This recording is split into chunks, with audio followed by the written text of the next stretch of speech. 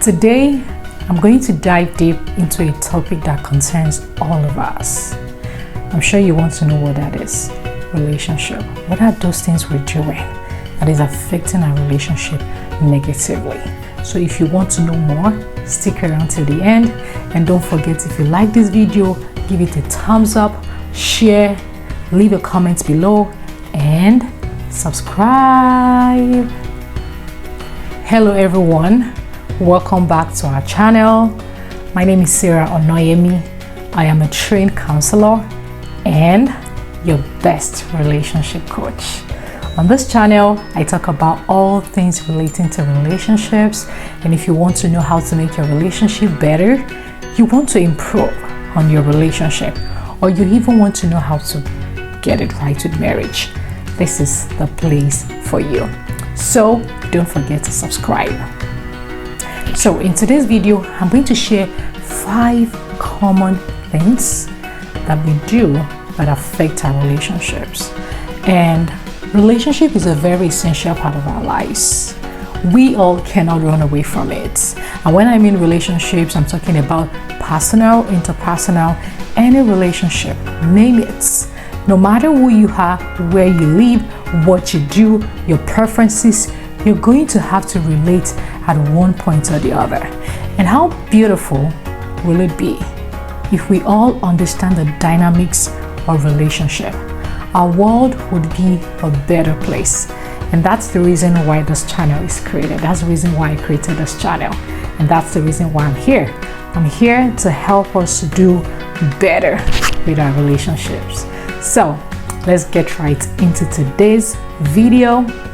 So the first thing that we do, or most people do, that affect our relationships negatively, okay, is number 1, lack of active listening. A lot of us want to talk, we want to speak, and that's fine. But it's also beautiful that we actively listen when someone is speaking to us. Imagine that you're having conversation with someone, you're pouring out your heart and the things that really concerns and matters to you, and you just know they are not listening. Whether you're having conversation with them physically or you're even having a phone conversation, you know they are not listening.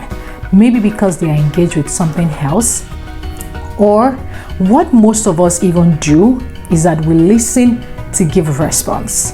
The moment the person is talking, you're thinking in your head what you're going to say next.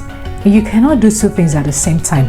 If you are actively listening to the person, then you won't be thinking about what to say. So when we listen actively, we don't think about what to say. We actually listen to understand the person. And how you're going to know that you're not doing active listening, and you can actually test this and let me know what you think, is when someone is speaking to you, it's like a program thing. The next thing you want to do is how to respond. You're not doing active listening. And honestly, I am also still learning how to be a good listener.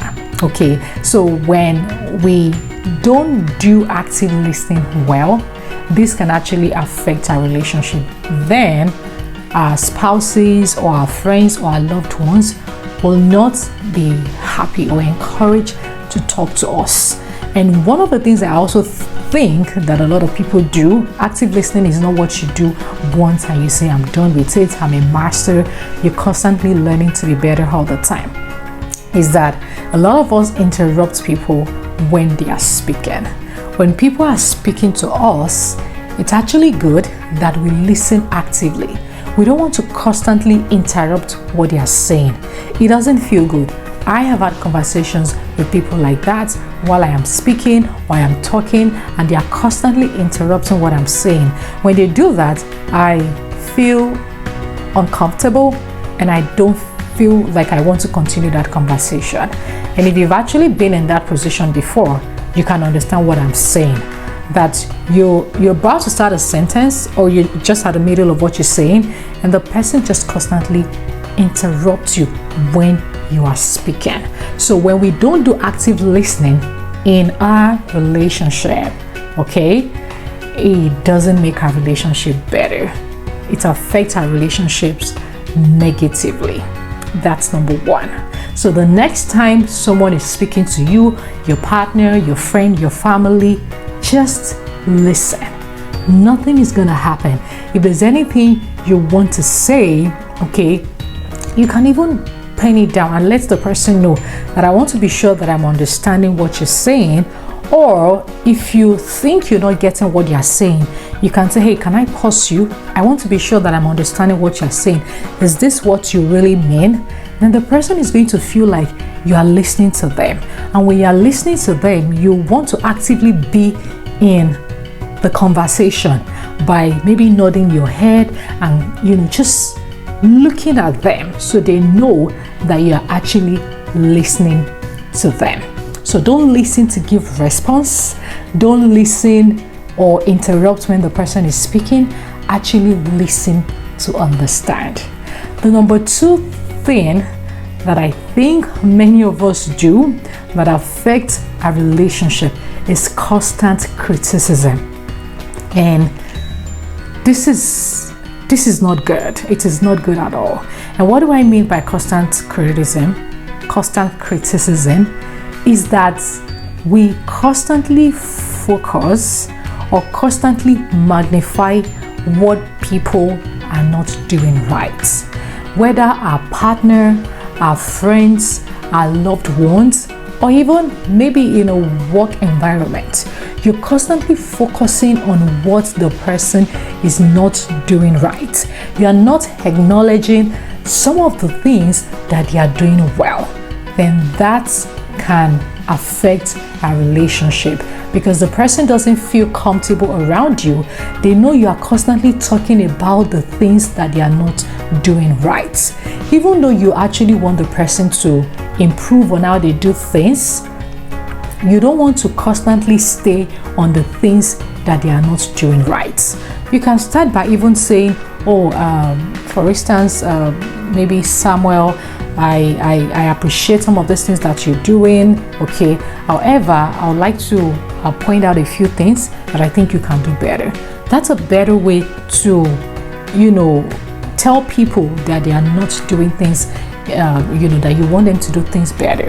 But when you constantly focus and criticize what they are not doing right, we all are a work in progress, and I say that a lot.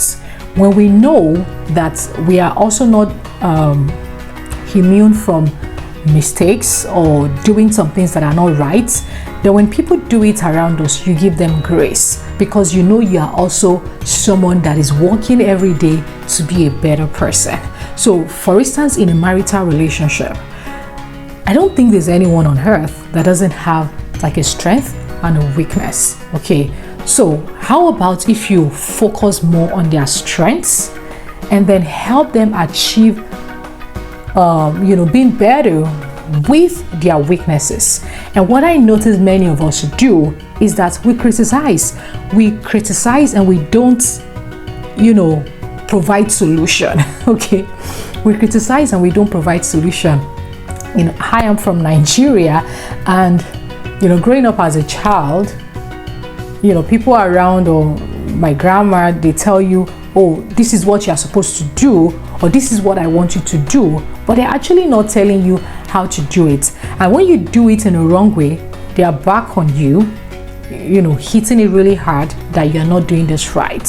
Okay, so many of us criticize without providing solution. If you know a better way to do what you think they are not doing right, it's not enough to say, oh, you are not doing this right. It's more important that you tell them that this is how they can actually do it better. Then they know you want them to progress. They know you want them to grow, and you're not trying to bring them down or make them feel less of themselves. The number 3 thing that we do, the silence treatment approach. I don't think there's ever going to be a time in our relationships when we're not going to have conflict or misunderstanding. But what we actually do when we have conflict or misunderstanding in our relationship is what makes the difference. That can either make us better or make us bitter in our relationships. Okay, so a lot of us do the silent treatment approach. When we have misunderstanding in our relationships, or there are things that happen in our relationships that we don't feel comfortable about, we would rather be quiet rather than talking about it. We rather sweep things under the carpet and actually think it's just going to be fine. No, that doesn't make our relationships better. Because when you keep quiet, when things are not right in your relationships and you just think that's okay, you're actually going to act it. And sometimes I feel it's unfair that someone actually do things that you don't feel comfortable about, or someone hurts you and you're not letting them know. Because many times people do things that they don't even know is wrong. They don't know they have offended you. They don't know this actually make you feel offended. And you're just keeping quiet and they don't know. They're not in your mind. There is no how they will ever know when, or they will ever know that they have offended you. Okay, so it's very important that when we have misunderstanding in our relationships, that we actually talk about it, that we discuss it, okay, and actually find a better way to make amendments so that doesn't happen again.